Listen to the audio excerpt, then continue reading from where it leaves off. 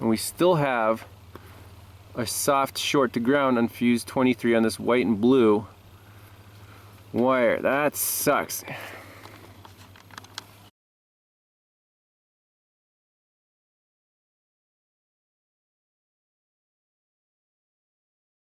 Alright, so with this test light on here, I'm going to wiggle some of these connectors and see if there's any crusties.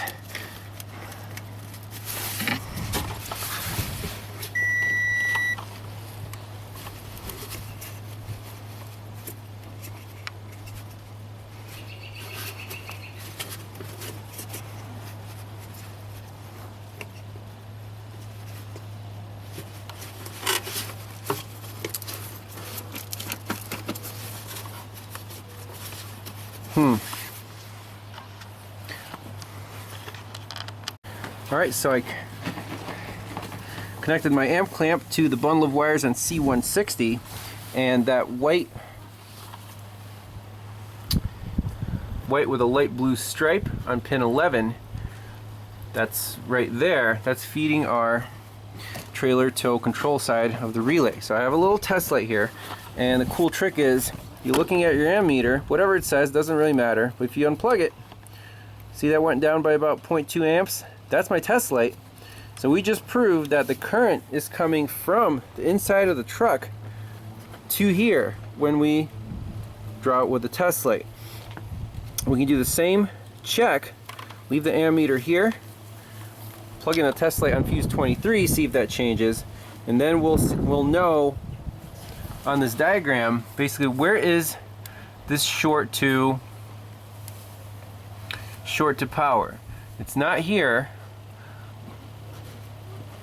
So, and then we can go to the fuse, pull it down there, see if the current changes on this leg, and then we'll go to this blower flasher relay block and do an experiment there. Alright, so now we have the test light right here on that pin. I heard the flasher relay click, and our reading on the ammeter is still at 0.1 amps. Let me disconnect it. Heard that click again. Still at 0.1 amps. So we just proved that the current, when we pull down here, it's coming not from the trailer tow or from this connector here. So let's go for this flasher relay. Okay, I got the little relay box down. There's our white and light blue wire. If we take a test light to ground, touch it right there, you see the relay clicks, the test light lights up. So let's pull that relay out and see if that changes anything. I kind of doubt that it will. Set it up on a tripod. Okay.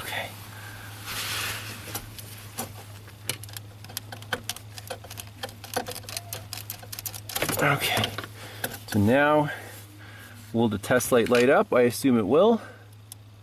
Yep, it sure does. So the problem is not with the flasher relay, fortunately. There it is. So where is this white and blue tree shorted to power? Oh man, is there some aftermarket garbage? I don't know what this electronics thing is. Some kind of chip. You haven't seen any other aftermarket garbage here? Oh, got some connectors there. Got a connector right here. I don't know what that's for. It looks OEM. There's our diagnostic thing. What is all this crap? Electronics. White and blue wire. There's something spliced into this circuit that we don't know about. So here's our test light. I got the whole instrument cluster dash torn apart looking for this white and blue tree. If we look right in here at this bundle of wires, you can see Now again, I don't know if this is factory or not, but there's some heat shrink right here. That's the white and blue wire. You guys see the tip of my pick, and right here, I'm going to pull on it. Let's see what happens to our light. All right, wire. Yep. Okay, there it is. It's out. It's out. So, where does this go? And how did I make it go out? Just by pulling on a splice. Can we make it come back? Yes, it's on. Okay, it's on. Yep. If I pull it up like, let's try to recreate it. Like, right there, it's out. Okay, that's not supposed to happen. So here's the splice. We're really close. Let's figure out if all this stuff is factory or not. As I see 1, 2, 3 wires coming in on this side and 1 wire coming in on going out on this side. Does that make sense on our splice?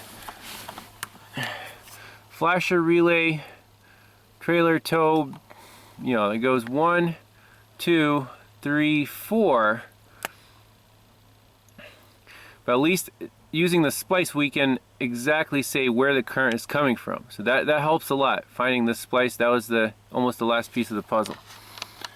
So with our test light lit, I got an amp clamp around that wire that goes to the fuse box, and I don't know if we'll be able to see the number on it. It's saying, you know, 0.4, whatever it is. If I unplug the test light and it goes out, boop, we're still at 0.4. That tells me that the short is right at this connector, or the gem module or the fuse box, and it's feeding A, this fuse, and B, everything on that tree. So the problem on our wiring diagram is the short to battery voltage is right here on C243. You see this is pin 1. It's shorting to something, so when I pull on it, it goes away, and you know my test light turns off. But the fact that if our current clamp is right here and the test light's lit up, I pull the test light away, the current doesn't change. That means the short is right there and nothing is flowing this way, so I'm flowing that way. We can prove that also by, you know, let's see, the amp clamp is at 0.42. Let's pop in the relay right here. It should click.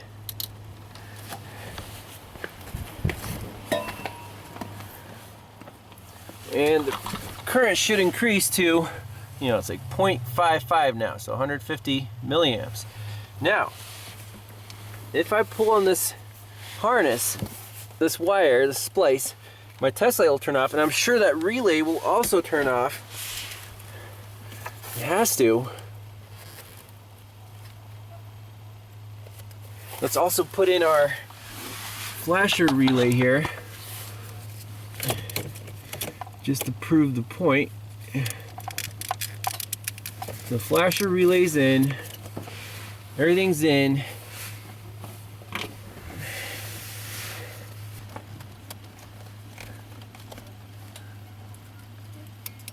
Right there. You saw that? Test light turned off and the relay turned off as well. So we have to remove that connector, find where this white and blue wire goes, and see why the heck. There it is. That's our flasher relay making sounds. So now we have enough evidence to pull this box out, undo this big bulk connector, and see what's going on inside. I never asked him how long this went on either. But so, yeah, this connector, got it out of the back of the fuse box, and it's really oily. And this bottom right pin, that's our white and blue stripe wire. Really oily. So my question is, was that bridging to a constant power wire and just causing that short to ground. If we look on the, the other side and the inside the box, it's full of fluid. There's definitely a lot of fluid, especially on that pin, and it's bridging to the neighboring pins. If you guys can see that, it's just wet with some kind of oil. What the heck? So it's bridging to this one, to this one. Is that hot at all times? Let's find out. Is this one hot? No. It was hot all the time. Now again, from the fuse box, this thing might be, there we go, there's a hot at all times. This oil is just everywhere. So let's blow it out, clean it out, put some deoxit on there. I don't know how to best do this. But we'll see if we can get this short to 6 volts or 7 volts, whatever, to go away. It's definitely coming from the fuse box from a neighboring pin. So I'm going to use a brake line blower tool to get to the back of the box and just try to blow some of that oil out. See what happens. Whoa.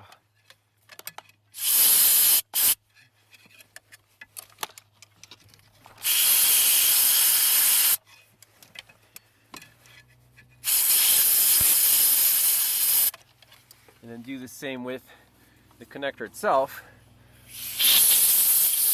You can see it's not that electric grease, it's some kind of liquid.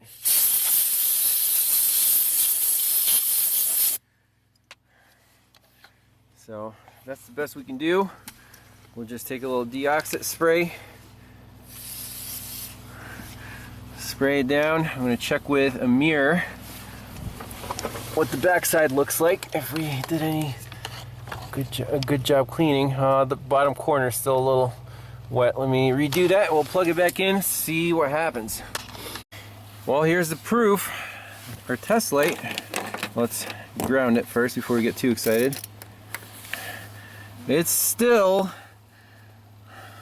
lit up. What is it? Still doing the same exact thing. And we know that it's definitely coming from the fuse box, and then when we pulled that wire, the test light went on and off. Let's try the same experiment with the light blue wire. It's not the oil, but whatever's inside that fuse box is probably not doing it any favors. There it is. So I'm going to pull on it. Turn it on and off, on and off. It's definitely not supposed to happen. So, what can we say here? Do we have a spare fuse box? Or we can take this one apart, see if it's full of junk. That's unfortunate. But we're at least at the root cause of the problem. Here's our light. Fuse box is rotated, and if I just start unscrewing this connector, our test light goes out.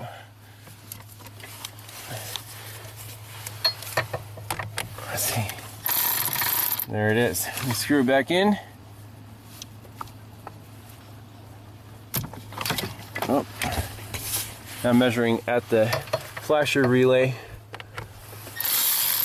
There it is. It's something internal in the fuse box. It's not relay to relay or contact to contact problem. So we have to take this whole box out and figure out